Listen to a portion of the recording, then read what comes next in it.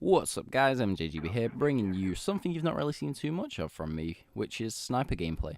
Now I don't really snipe in Black Ops, and this match will really show you why, because as you can see right now, I missed some ridiculously easy hard scopes, but I make up for it with some rather nice like 2 pieces, 3 pieces, collaterals, etc. So it's a bit of a hybrid game. You've got the good and the bad. I take down air support, capture objectives, so it's some pretty nice all-round gameplay. Not the best score, but I go positive. It's a solid performance. We won, so that's all that matters really. Now, today I want to talk about a subject that's very, very hot in the UK, and that is super injunctions. Now, for those of you who don't know what a super injunction is, it's like a court order that prevents the distribution of information related to a particular topic. So, for example, if a famous actor cheats on his wife with a prostitute, he can take out a super injunction at a financial cost of about £50 to £100,000, and this would prevent the newspapers, websites, and even the woman who he slept with from speaking about it. And it's basically a case of the rich gagging the media for their wrongdoings. Now, this has become a very big issue in the UK in recent months because more and more sports stars, actors and TV presenters are taking out injunctions. Now, we aren't supposed to know who they are because that's the point of a super injunction, obviously. But the newspapers know who they are because obviously they're the ones who are being gagged, so they wouldn't get gagged if there was no reason to be gagged. So newspapers know who it is and they give the occasional clue. So, for example, there was a footballer who has slept with model Imogen Thomas. I say model, but she's more commonly referred to as that commoner who was in a reality TV show once, was attractive-ish, so she got picked up by the lads mags and basically gets her tits out for a living. But the guy who slept with her was described as being a family man, was playing at the top of his profession, and was highly paid. So if we look at these clues and we think about it, this would mean that a married footballer with children, hence the family man, playing in the top tier of English football at the top of his profession, most likely playing for one of the top teams, which would really limit who it could possibly be. And he is high paid, and again, that would limit it to maybe there's a possibility of 5 or 6 clubs. Now, within those clubs, there's a possibility of maybe 20 people who it could possibly be, maybe even less than that. And most of them are rather unrealistic, so like footballers who are from other countries. Now, I'm not just saying, oh, people from abroad can't cheat. It's just that, for example, if you think of somebody, say, from Serbia who is married, they're not really going to be the type who would cheat with a UK model. And even if they were, it wouldn't be that big of UK news because obviously they're not the sort of family man. So there are very few people who it could possibly be. Now, this is where we meet our good old friend Twitter. Now, Twitter's allowed for people to broadcast the identities behind the super injunctions, or at least some of them, because Twitter itself is a US business, and because obviously UK legislation doesn't affect US businesses, even though the identities of the Twitter accounts are perhaps from British users, because Twitter itself is US based, they can't really gag Twitter. So obviously the names are out in the public eye, and it's basically branded their super injunction useless. So when the names are out in the open, surely it just would make more sense just for court orders to be retracted, because as has been seen with the people who currently have a super injunction, why would anybody decide to pay £50 to £100,000 just for their name to be on a website within a matter of days anyway? It just would seem pointless to even have these injunctions anymore. And it would probably make more sense just to ride the storm of, say, if it came out, it'd be maybe a week, 2 weeks of like media coverage of your affair, as opposed to your name being like speculated online for months and months. Then eventually it'll come out and you'll get the same media coverage anyway. So it just seems like a bit of a pointless thing to do, and something which just really winds up the journalists who are trying to cover the stories, the public themselves. So it just seems so much more hassle than it's worth. Now, Andrew Marr is a presenter and journalist here in good old Britain, and he revealed that he had taken out a super injunction after having an affair, and he believed that he had a child by this woman who he had an affair with. Turns out he didn't, but he thought he did. And the thing that he said was that he was embarrassed by taking out this super injunction. Now, what I want you to do, excuse me, is I want you to go into Google and search Andrew Marr, Marr spelled M-A-R-R. Now, you look at this guy and you wouldn't be embarrassed if you were him, because you'd be fucking deserving of a medal if you could manage to convince at least one person to sleep with you. So the fact he's got two is just ridiculous. But it shows that as a journalist, even the press are gagging themselves, which it isn't as kinky as it sounds. But if you wish to know the names of like the other people who have injunctions, then just go check out Twitter. As I said, if you just search the hashtag like Super Injunction, it all comes up there. And on an unrelated note, I've put some tags in this video. Wink. Now, my opinion, personally, is that being able to gag the press is something we must allow. Obviously, because there is a reason to keep some of your private life personal.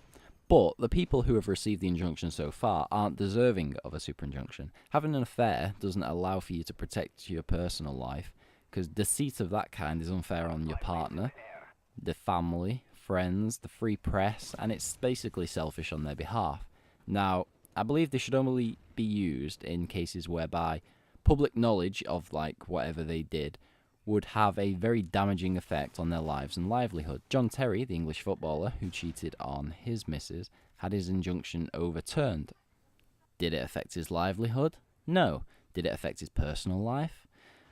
Well, his wife probably bit the next time she went down on him, but no. So, nothing dramatic happened to him that could, possibly boost the popularity of super injunctions. Only if it was a delicate situation, such as if a sportsman had a gay affair when he was married, that would be the time when I think a super injunction would be, should be granted. Because the abuse that they would receive from opposition fans would be, terribly detrimental to health and livelihood. You could disagree and say that I'm being a bit offensive to the gay community, saying their situation's more delicate. But this is simply because football is heavily occupied by working class individuals, and undeniably, it's full of working class individuals. There's nothing wrong with working class. I'm from working class roots. I labour for a living, so it's not like I'm being classist. But there are some prejudices among working class, especially within football, that are evident in today's age, in today's game. So homophobia and racism are all too prevalent. And in my opinion, delicate situations like that are deserving of a period of anonymity. So, you could just do it for the sake of their career, and then, because footballers retire fairly early, average about 33, 34, so it wouldn't be that long, and then afterwards they can obviously choose whether or not to come out with it themselves. But super injunction shouldn't just be granted for people who want to mess around behind their missus' back and play happy families. Especially when, like John Terry, who had his injunction overturned, he was basically using his Family Guy image, or Family Man image, to make money from sponsorships and things. So that's why his was overturned and why it shouldn't really be allowed, that sort of thing. Now, there's a few things that I want to talk about before the end of this video, because I can't really think of anything else to say about super injunctions. So, number one, my girlfriend and I have talked about doing this dual commentary, and we're just ironing out what game to play. So I was thinking some Nazi zombies, as it gives us a fair bit of time to talk over, and it's Call of Duty. But alternatively, we both enjoy playing Dr. Robotnik's Mean Bean Machine on Sega Mega Drive, or something like a retro game, or maybe even a few retro games, just play them and just put them into a little stream while we talk. So let me know, guys, whether it be commenting below, sending me a message or something. What would you want to see? I've had my YouTube limit upped from 15 minutes, so I can post any length video. So if you wanted to see zombies, it wouldn't be cut up into different bits. It would just be straight. So yeah, please do offer your suggestions. Number two, I've ordered my iMac, but I'm having to wait until I move into my new bedroom, so I can't set it up till a later date. Quick details of the specifications. It's the 27-inch 3.4 GHz quad-core i7, 8 GB of RAM, 1 TB hard drive, and a graphics card that I can't remember, but I know it's a gig AMD something or other. But I don't really care about the graphics card, so long as it's sufficient to run applications that aren't games, and I'm satisfied. But that's arriving next week, so I'm glad I've invested my money into something that isn't alcohol. Now, just a quick word about that. I went for the 27-inch because bigger is better. 3.4 GHz quad-core i7 because bigger is better. 8 GB of RAM because the 16 GB was too expensive. And then the 1TB hard drive, I didn't need to change that because I can just buy cheap externals, so that's all well and good. Now, number 3, I've set up a personal website where I'm going to post random things like game reviews, rants, articles, my YouTube videos. So if you're interested in any of that, then check out the description below where I'll post a link. And yeah, I can't really think of what else to say, even though there's a couple of minutes left in the video. Oh yeah, university. I've finished my first year now, so I've got one exam that I have to attend, but I've finished all my lectures, I've handed in all my coursework. So I've basically finished my first year of university, and I don't feel any different to how I felt when I finished my first year of school. So hopefully next year's a bit more exciting, because this year's been rather dull in terms of the sort of assignments we're doing. Because obviously the first year, just like when you're in year 7 or when you're in like the first year of college, it's just a piss about basically. You don't really do anything too interesting, you don't do anything too strenuous, because obviously you're new, you're delicate, they don't want to like push you. But this is a nice little 3-piece. But yeah, so I've got the rest of the summer to chill out and then focus on my other things that I'll be doing, which I've got a few projects lined up which you might hear more of soon, so look out for that if I choose to reveal anything. Excuse me again.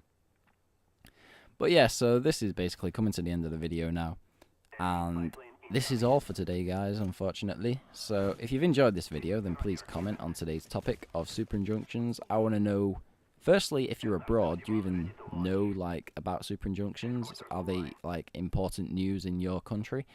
Do you agree with Super Injunctions? Do you agree with them in particular cases like mine? So say, for example, a gay sports star as opposed to just cheating on your wife. And leave your ideas for what you want to see me and my girlfriend talk about or play in the dual commentary. And liking this video would be very much a help to me and my cause to take over the world and shit. But subscribe if you haven't already. He'll keep you up to date with my latest platter of ramblings, which will be coming out soon. And until next time, guys, please do take care.